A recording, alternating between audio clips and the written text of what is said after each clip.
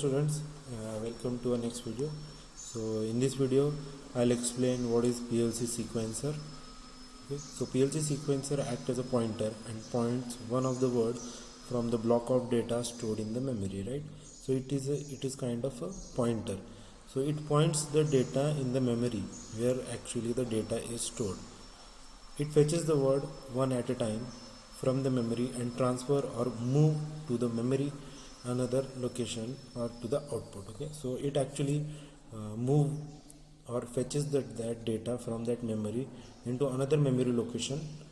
Okay, so next is when the block of the data is finished, then PLC sequencer again point to the first word from the block and process begin again. So after all the data is transferred to another location, then again the block then again the PLC sequence starts from the initial position. There are three sequencer, okay, in Allen Bradley, namely sequencer input, sequencer output and sequencer load. So sequencer input is denoted by this block, okay, sequencer input SQI, it is called as, in short form it is called as SQI. Sequencer input from the memory address to the table, okay, sequencer input from memory address to the table, okay, it in the form of table. It sequentially matches preset input pattern with the output pattern through a mask. With the help of mask, it matches sequentially preset input data with the output. Okay, so this is how actually the sequencer input block is represented. SQI sequencer input, it is the file, mask, source, control, length and position are the parameters in the sequential input block. Next one is the sequencer output, SQO. So actually what are these instructions? This instruction helps in pointing the data in the memory location where actually the data is stored. Okay, so next one is the sequencer output, SQO. Sequencer output from the table to the memory address, right? Same. It controls sequential machine operation for transferring 16-bit data through a mask to the output address. With the help of mask, it transfers 16-bit data to the output address. This is how actually the sequencer output is represented. Instead of source, there will be destination, file, mask, destination, control, length and position. Instead of source, in a sequential output there will be destination. Next one is the sequential load. To set up the sequence parameters, it is used to set up the sequencer's parameter. It is used to load the data in the sequence file. It basically loads the data in the sequence file. This is how actually the table is, means the block is represented. So here it is source, okay, and all the parameters are same. Now we will look one by one. The first one is the file, right? File, source, control, length, position. File, it is a starting address of the sequencer file or to form which the instruction transfer data. It is the starting address of that sequential file, okay. It is a starting address of the sequential file to which the data instruction transfer data, okay. Mask for output and input, okay. It is a hex code or address or a file. It is a hex code or an address or a file. Out of three, it can be anything through which instructions move data, through which it moves the data. Instruction moves the data. If mask bit set to 1, if the mask bit is set to 1, if mask is set to 1, then it passes the data. If mask bit is 0, then it prevents the instruction from operating on corresponding destination file. It does not allow the data to flow through the if this mask bit is 0. If mask is a file, then its length is equal to the length of the sequential file. Okay, if mask is some length file, okay, length, then it is equal to the sequencer file. Source, next one is the source. It is an address of input word or a file. It is an address of input word or a file from which the instruction gets data for comparison to its sequencer file, okay. So from which the instruction gets data, okay, from which which the instruction gets the data for comparison to its sequencer file. Next one is the destination, SQO. SQO means for the output. It is an address of output word or file where instruction copies data from its sequencer file. Means from the sequencer file only the data is coming and it is copied in the output word. Next one is the control, right? It stores the status byte of the instruction. Okay, it stores the status of that instruction, the length of the sequencer file, and the instantaneous position in the file. Okay, means it stores three data: instruction, status of the instruction, length of the sequencer file, and the instantaneous position in the file. Okay, there are 3 bits in the control area. Okay, so in control area there are 3 bits. Okay, 3 bit, but these 3 bits are 16-bit words in control area memory. Okay, means the control area memory there are 16 bits, 3 words. Okay, the first word give the status of the instruction. Means there are 3 words, okay, in the first, second and third. Now the first word, in the first word it stores the status of the instruction. Like if bit 11 is bit 11 is specified for error. Okay, when processor detects a negative position value, then this bit is set, right? Error, if the processor detects negative position, then this 11 bit is this 11 bit error is set. Okay, bit 13 is set when it is denoted by DN, means done bit, when instruction operated on the last word in the sequencer file, then this bit is set. Okay, in the sequencer file when the last bit is set, then DN bit will be enabled. When bit 15 is enabled, 15 bit is enabled bit, set when instruction is enabled, right? Very simple.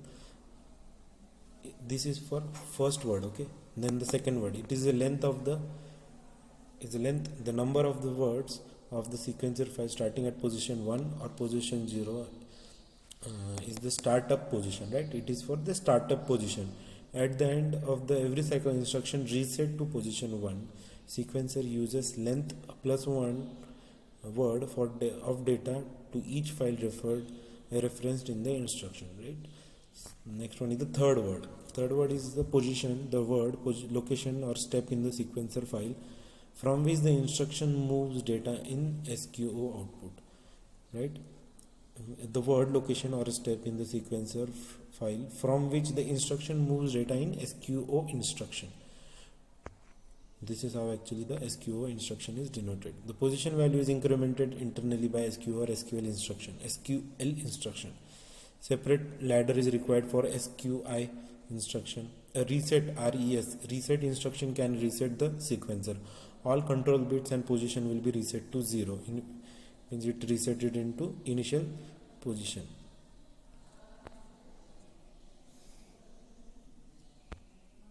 Okay, next one, this is the traffic light example, right, in which the red green sequence should be.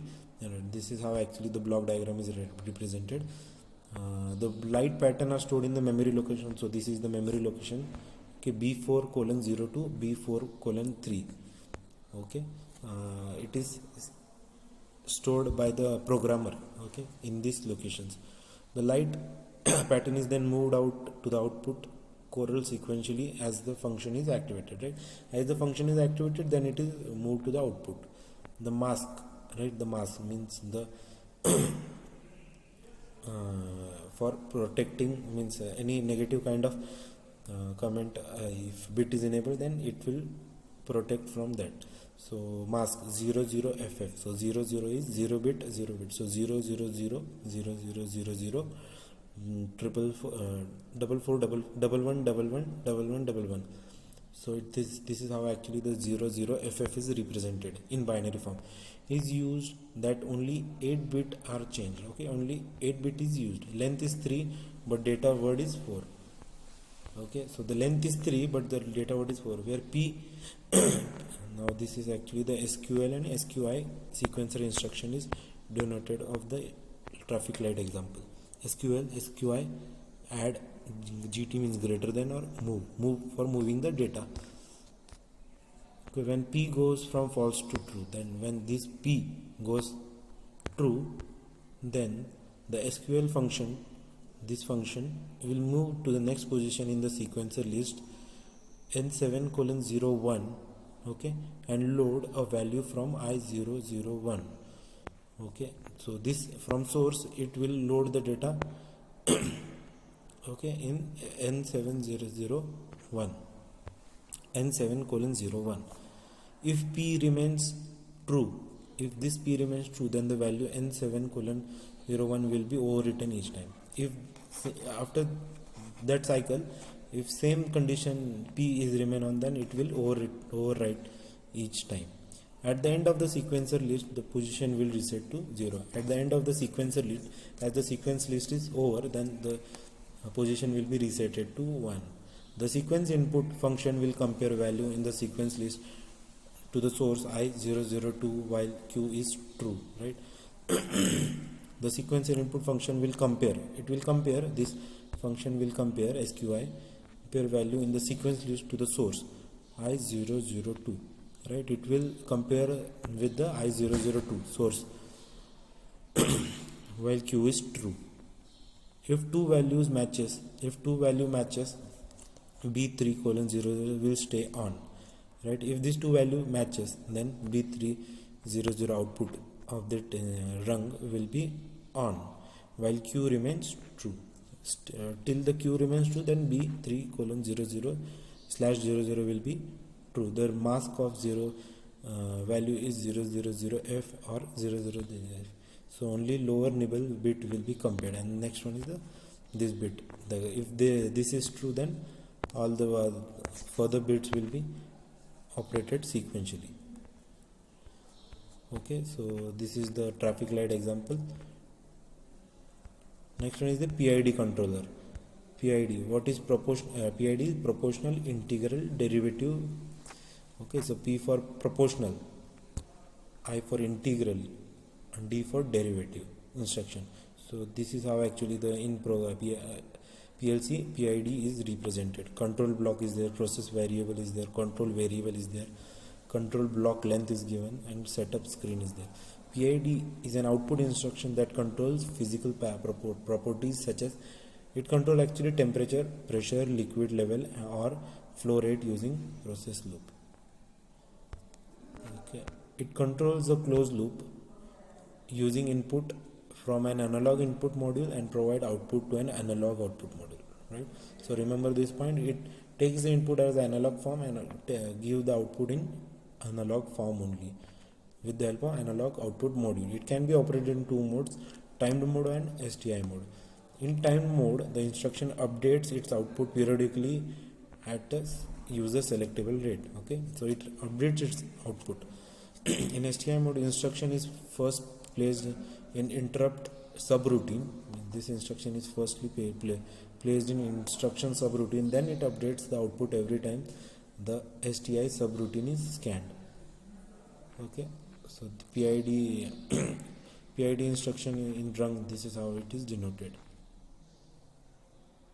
Okay, the PID instruction on the rung without any conditional logic. If PID instruction go false, the integral term is cleared. Okay, if PID instruction is false, then that integral term will be this integral term PID integral term will be cleared. The first one is the control block.